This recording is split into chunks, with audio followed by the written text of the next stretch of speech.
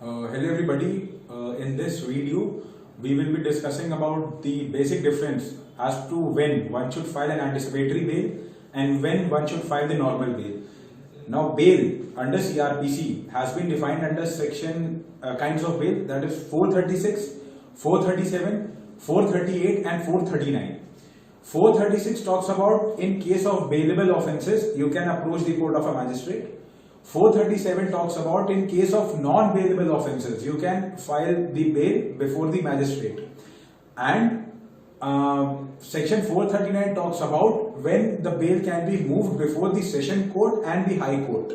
Now if a bail has been filed for a bailable offence under section 436 before a magistrate, or for a non-bailable offence under section 437 before a magistrate, and if that bail is rejected, then after that you can file it before the session judge under section 439, or you can even move the high court under section 439. The session court and the high court have been given the powers under section 439 of CRPC. Talking about the anticipatory bail, it is given under section 438 of CRPC. Now, as the word suggests, anticipatory bail means in anticipation of an offence, and regards of which the person has the intrusion that he may be arrested. The difference between the anticipatory bail and other bail is that in case of other bails the person has already been arrested, but in case of anticipatory bail he is still to be arrested. For instance, the last case that we discussed, we can take into account any case. Suppose a person has been charged with any offence. The police goes and tries to arrest him, but he is evading arrest, knowing, and he has a firm belief that he has been falsely fabricated in that case. So apart from the recourse of filing an FIR question, he can also move an anticipatory bail. So when the person has not actually been arrested, he can move an anticipatory bail, and if he has been arrested, then obviously the bail can be moved under section 436, 437 and 439. Now anticipatory bail can be moved in the session court also, and it can also be moved in the high court also. Now normally one should firstly approach the session court and then the high court.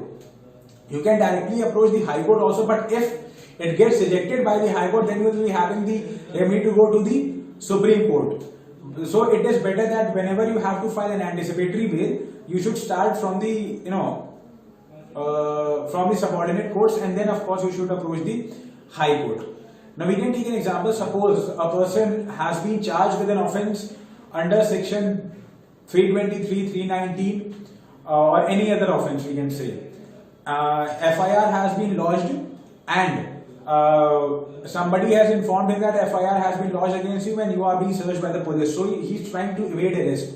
So in that case, he can ask his concerned people who will act as a perukar on his behalf. Then they will approach the concerned advocate, and the advocate can file either the FIR question or the anticipatory bail. So when is that anticipatory being filed? When he has not been arrested. Now suppose that person has been arrested, then you will have to move a regular bail as given under section 436, 437 and 439. But when a person has not been arrested, he is evading arrest, he can file an anticipatory bail, or he has an intrusion that suppose he had any sort of civil dispute with anybody, and he thinks that the party, in order to pressurize him, may falsely file an FIR against him, then also he can approach and move an anticipatory bail. Anticipatory bail has been defined under section 438 of CRPC.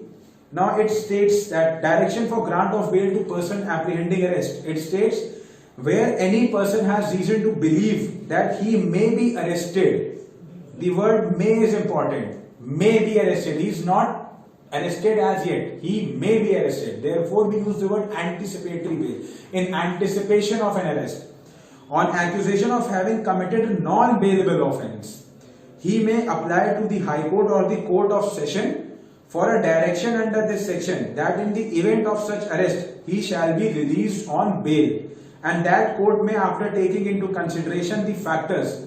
Now what are the factors which shall be taken into consideration while granting the anticipatory bail? The gravity of the accusation with which he has been charged, the antecedents of the applicant, which means his criminal history. That is why in all the bail applications we have discussed, we mentioned the criminal history of the accused.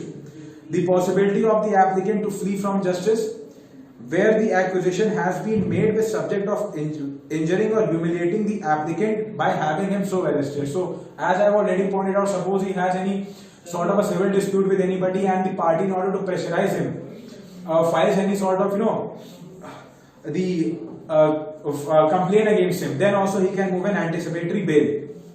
Then the proviso states that where the High Court, or as the case may be, the Court of Session has not passed any interim order under this subsection or has rejected the application of anticipatory bail, it shall be open to officer in charge of a police station to arrest without warrant the application on the basis of the accusation apprehended in such application.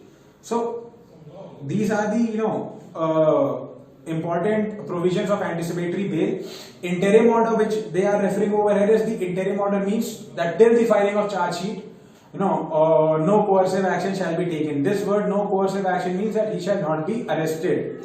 So wherein no interim order has been passed, then of course the police officer in charge of the police station can go and arrest that particular person. Now the proviso 1A states that where the court grants an interim order under subsection 1, it shall forthwith cause a notice being not less than 7 days notice, together with a copy of such an order, to be served upon public prosecutor or SP with a view to give them opportunity of being heard. So suppose application has been moved, a notice has to be given to the state, that is the public prosecutor or the SP, so that they can prepare the case accordingly if they believe that the particular accused is a person with criminal history and is not entitled to bail. So these are some of your differences between anticipatory bail and the regular bail. I'll again just repeat it. Anticipatory bail, as the word suggests, it is in relation to anticipation of an arrest, that a person may be arrested. But normal bail under section 436, 437 and 439 is when actually a person is arrested.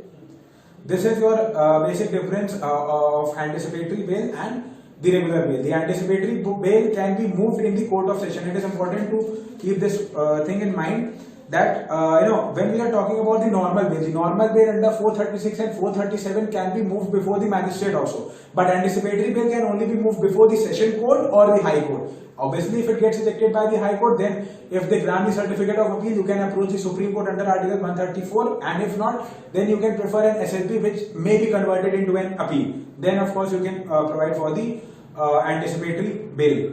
This is all about the anticipatory bail. If still any confusion subsists, please let us know, we will answer that.